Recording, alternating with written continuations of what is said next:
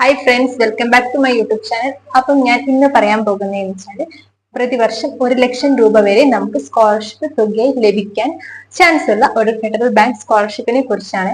അപ്പം ഇന്ന് ഈ വീഡിയോയിലൂടെ ആ സ്കോളർഷിപ്പിന്റെ എല്ലാ ഡീറ്റെയിൽസും, അതായത് ആർക്കൊക്കെ അപ്ലൈ ചെയ്യാം, എങ്ങനെയൊക്കെയാണ് അപ്ലൈ ചെയ്യേണ്ടത്, ഏതൊക്കെയാണ് ലാസ്റ്റ് ഡേറ്റ് എന്ന് തുടങ്ങിയിട്ടുള്ള സകലമാന കാര്യമാണ് നമ്മൾ ഇന്ന് ഈ വീഡിയോയിലൂടെ ഡിസ്കസ് ചെയ്യാൻ പോകുന്നത്.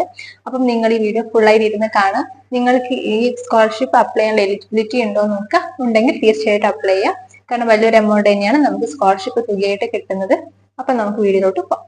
അപ്പൊ ഞാൻ നേരത്തെ പറഞ്ഞ പോലെ പ്രതിവർഷം 1,00,000 രൂപ വരെ കിട്ടാൻ ചാൻസ് ഉള്ള ഒരു സ്കോളർഷിപ്പാണിത്. ഈ സ്കോളർഷിപ്പിന്റെ പേര് Federal Bank Hormis Memorial Foundation scholarship എന്നാണ്.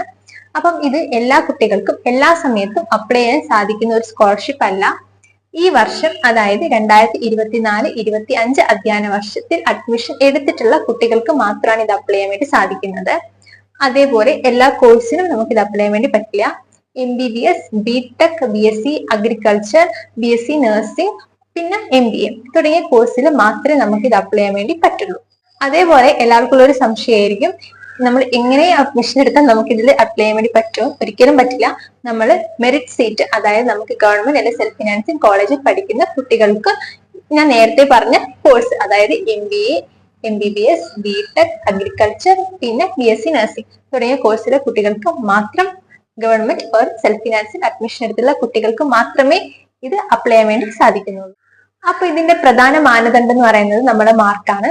അപ്പൊ ഈ MBBS, BTech തുടങ്ങിയിട്ടുള്ള ഡിഗ്രി കോഴ്സിന് ഈ വർഷം അഡ്മിഷൻ എടുത്തിട്ടുള്ള കുട്ടികളാണെങ്കിൽ നമ്മളുടെ +2 മാർക്കായിരിക്കും നമ്മളുടെ മാനദണ്ഡമായിട്ട് അവർ നോക്കുന്നത്. എന്നാൽ നമ്മൾ MBAക്ക് പഠിക്കുന്ന ഒരാളാണെങ്കിൽ നമ്മൾ മുന്നേ പഠിച്ചിട്ടുള്ള ഡിഗ്രി, അതായത് നമ്മൾ MBA ഒരു PG കോഴ്സ് ആണല്ലോ, അപ്പം നമ്മൾ UG ഏത് കോഴ്സിലാണോ പഠിച്ചിട്ടുള്ളത് ആ കോഴ്സിന്റെ മാർക്കും ആയിരിക്കും ഇതിനെ മാനദണ്ഡമായിട്ട് എടുക്കുന്നത്. പിന്നെ മറ്റൊരു പ്രധാന മാനദണ്ഡം എന്ന് പറയുന്നത് നമ്മളുടെ വാർഷിക വരുമാനമാണ്. അതെപ്പോഴും 3 ലക്ഷത്തിന് താഴെ ആയിരിക്കണം. എന്നാൽ വീരമൃത്യു അടഞ്ഞിട്ടുള്ള ജവാന്മാരുടെ മക്കളൊക്കെ ആണെങ്കിൽ അവർക്ക് ഒരു വാർഷിക വരുമാന പരിധി ഉണ്ടായിരിക്കുന്നതല്ല. ഒപ്പം തന്നെ ഭിന്നശേഷിക്കാരാണെങ്കിൽ അവരുടെ ഭിന്നശേഷി തെളിയിക്കുന്ന സർട്ടിഫിക്കറ്റും ഹാജരാക്കണം. ഇനി നമ്മൾ ഇത് അപ്ലൈ ചെയ്യുന്ന സമയത്ത് പ്രധാനമായും നമ്മളുടെ മാർക്ക് ലിസ്റ്റ് ആണ് നമ്മൾ നോക്കുന്നത്. അപ്പൊ നമ്മളിപ്പം ഇത് +2 മാർക്ക് അല്ലെങ്കിൽ ഡിഗ്രി മാർക്ക് വെച്ചിട്ടാണ് നമ്മൾ ഇത് അപ്ലൈ ചെയ്യുന്നത്. ഇതൊക്കെ നമ്മൾ അപ്ലൈ ചെയ്തതിന് ശേഷം അവർ നമുക്കൊരു ഷോർട്ട് ലിസ്റ്റ് തയ്യാറാക്കും. അതായത് ഒത്തിരി കുട്ടികൾ ഇത് അപ്ലൈ ചെയ്യുന്നുണ്ട്.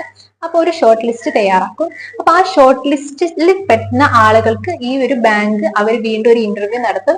ഇന്റർവ്യൂ എന്ന് പറഞ്ഞാൽ നമ്മൾ ഇത് വലിയ നമ്മൾ എന്താ പറയുക IAS ഇന്റർവ്യൂ പോലത്തെ ഇന്റർവ്യൂ ഒന്നുമല്ല, ജസ്റ്റ് ഒരു ഡോക്യുമെന്റ് വെരിഫിക്കേഷൻ ആണ്. നമ്മളുടെ കാര്യങ്ങൾ ചോദിക്കും, നമ്മുടെ കയ്യിലുള്ള ഡോക്യുമെന്റ്സ് അത് ഒരു പ്രൂഫ് പോലെ നമ്മൾ കൊടുക്കുക, അങ്ങനത്തെ രീതിയിലുള്ള ഒരു ചെറിയൊരു ഇന്റർവ്യൂ ആണ്. അപ്പം ഇത് ഇന്റർവ്യൂ കഴിഞ്ഞതിന് ശേഷമാണ് നമ്മൾ ഈ സ്കോളർഷിപ്പിന് നമ്മൾ യോഗ്യരാണോ അല്ലയോ എന്നുള്ള ലിസ്റ്റ് വീണ്ടും ഇടുന്നത്. അപ്പൊ ഞാൻ ഈ പറഞ്ഞ സ്കോളർഷിപ്പ് അപ്ലൈ ചെയ്യേണ്ട ലാസ്റ്റ് ഡേറ്റ് എന്ന് പറയുന്നത് ഈ മാസം, അതായത് December 18 ആണ്. അപ്പം അതിനു മുമ്പ് നിങ്ങൾ ഈ ഒരു ക്രൈറ്റീരിയ കാരണമൊക്കെ സാറ്റിസ്ഫൈ ചെയ്യുന്ന ഒരാളാണെങ്കിൽ നിങ്ങൾ അപ്ലൈ ചെയ്യാം. അപ്ലൈ ചെയ്യേണ്ട ലിങ്ക് ഞാൻ ഇവിടെ കൊടുക്കാം. അപ്പം ഈ ഒരു ലിങ്കിൽ കയറി നിങ്ങൾക്ക് ഫെഡറൽ ബാങ്കിന്റെ സൈറ്റിൽ എത്താൻ പറ്റും. അവിടെ ഒരു ഈ സ്കോളർഷിപ്പിന്റെ നെയിമിന് താഴെ അപ്ലൈ നൗ എന്നുള്ള ഒരു ഓപ്ഷൻസ് കൊടുത്തിട്ടുണ്ട്. അപ്പൊ നിങ്ങൾ അത് ക്ലിക്ക് ചെയ്തതിന് ശേഷം നിങ്ങൾക്ക് ആ ഒരു പേജിലോട്ട് നിങ്ങൾ എൻ്റർ ചെയ്ത് കഴിഞ്ഞാൽ നിങ്ങൾക്ക് അവിടെ ഒരു ഡോക്യുമെന്റ് കാണാൻ പറ്റും. ആ ഡോക്യുമെന്റിൽ ഇവരുടെ ടേംസ് ആൻഡ് പോളിസീസ് അല്ലെങ്കിൽ ക്രൈറ്റീരിയയും കാരണങ്ങളൊക്കെ തന്നെ ഞാൻ നേരത്തെ പറഞ്ഞിട്ടുള്ള എല്ലാ കാര്യങ്ങളും അവര് പോയിന്റ് ആയിട്ട് കൊടുത്തിട്ടുണ്ട്. ജസ്റ്റ് അത് റീഡ് ചെയ്ത് നോക്കുക. അപ്പൊ ഞാൻ ഇതേ പറയാൻ പോകുന്നത് നമ്മൾ ഈ ഒരു സാധനം അപ്ലൈ ചെയ്യുന്ന സമയത്ത് എന്തൊക്കെ ഡോക്യുമെന്റ് കൊണ്ടുപോകണം. ഞാൻ നേരത്തെ കാണിച്ച ലിങ്കിൽ കയറി നമുക്കൊരു PDF ഡൗൺലോഡ് ചെയ്യാൻ വേണ്ടി പറ്റും. ആ PDFന്റെ അകത്ത് നമ്മളുടെ ഇതിൽ അപ്ലൈ ചെയ്യുന്ന എല്ലാ ക്രൈറ്റീരിയയും ഒപ്പം തന്നെ നമ്മൾ ഏതൊക്കെ ഡോക്യുമെന്റ്സ് കൊണ്ടുപോകണം എന്നുള്ള കാര്യം വ്യക്തമായി കൊടുത്തിട്ടുണ്ട്. അപ്പം ആ ഏതൊക്കെ ഡോക്യുമെന്റ്സ് ആണെന്ന് പറഞ്ഞാൽ, ഒന്ന് നമ്മുടെ പാസ്പോർട്ട് സൈസ് ഫോട്ടോ ആണ്. രണ്ടാം നമ്മുടെ അഡ്മിഷൻ അല്ലെങ്കിൽ അലോട്ട്മെന്റ് മെമോ ആണ്. അത് അലോട്ട്മെന്റ് മെമോ എന്ന് പറഞ്ഞാൽ നമ്മുടെ കോഴ്സ് കോളേജ് ഒക്കെ അടങ്ങിയിട്ടുള്ളതാണ്. പിന്നെ മൂന്നാമത്തെ നമ്മുടെ ഫീസ് സ്ട്രക്ചർ ആണ്. അത് നമ്മൾ കോളേജായിട്ട് ബന്ധപ്പെട്ട നമുക്കത് കിട്ടും. പിന്നെ നമ്മുടെ മാർക്ക് ഷീറ്റ് ആണ്. ഇപ്പോൾ UG പഠിക്കുന്ന കുട്ടിയാണെങ്കിൽ +2ന്റെയും PG പഠിക്കുന്ന കുട്ടിയാണെങ്കിൽ നമ്മുടെ ഡിഗ്രിയുടെയും ആണ് നമ്മൾ മാർക്ക് ഷീറ്റ് കൊണ്ടുപോകേണ്ടത്. പിന്നെ നമ്മുടെ ഫാമിലി ഇൻകം സർട്ടിഫിക്കറ്റ് ആണ്. ആ ഇൻകം സർട്ടിഫിക്കറ്റിൽ അറിയാലോ നമ്മൾ 3 ലക്ഷത്തിന് താഴെ ആയിരിക്കണം നമ്മുടെ വാർഷിക വരുമാനം. അടുത്തതെന്ന് പറയുന്നത് നമ്മുടെ ID പ്രൂഫ് ആണ്. അതിൽ നമ്മൾ പെർമനന്റ് അഡ്രസ്സ് ഉണ്ടായിരിക്കണം. പിന്നെ വരുന്നത് മെഡിക്കൽ സർട്ടിഫിക്കറ്റ് ആണ്. അത് നേരത്തെ പറഞ്ഞ പോലെ ഹാൻഡിക്യാപ്ഡ് ആയിട്ടുള്ള ആളുകൾക്കുള്ളതാണ്. പിന്നെ അതിനടുത്ത് വരുന്നത് നമ്മളുടെ നേരത്തെ പറഞ്ഞ പോലെ നമ്മുടെ ഇപ്പൊ ഒരു ആർമിയിലൊക്കെ നമുക്ക് മരണപ്പെട്ട ആളാണെങ്കിൽ നമുക്ക് വാർഷിക വരുമാനം കാണിക്കേണ്ട ആവശ്യമില്ല. പക്ഷെ എന്നാൽ നമ്മൾ ആ ഒരു ബന്ധപ്പെട്ട ആൾ മരണപ്പെട്ടു എന്നതിന്റെ രേഖയും നമ്മൾ സബ്മിറ്റ് ചെയ്യേണ്ടതാണ്. അപ്പൊ ഇത്രയൊക്കെയാണ് നമ്മുടെ ഇമ്പോർട്ടന്റ് ആയിട്ടുള്ള ഡോക്യുമെന്റ്സ്. അപ്പൊ ഇത്രയും കാര്യങ്ങളാണ് നമ്മൾ ഈ ഒരു സ്കോളർഷിപ്പ് അപ്ലൈ ചെയ്യാൻ വേണ്ടി കൊണ്ടുപോകേണ്ടത്. അപ്പൊ ഇത് അപ്ലൈ ചെയ്തതിനു ശേഷം ഞാൻ നേരത്തെ പറഞ്ഞല്ലോ, നമ്മൾ ഷോർട്ട് ലിസ്റ്റ് ഒക്കെ കഴിഞ്ഞ് ഇന്റർവ്യൂ കഴിഞ്ഞിട്ട് മാത്രമേ നമുക്ക് ഇത് സ്കോളർഷിപ്പ് തുക നമ്മളെ കയ്യിൽ കിട്ടുള്ളൂ. അപ്പൊ നിങ്ങൾ ഈ ഒരു ക്രൈറ്റീരിയ ഒക്കെ സാറ്റിസ്ഫൈ ചെയ്യുന്ന ഒരാളാണെങ്കിൽ നിങ്ങൾ ഇത് അപ്ലൈ ചെയ്യാം.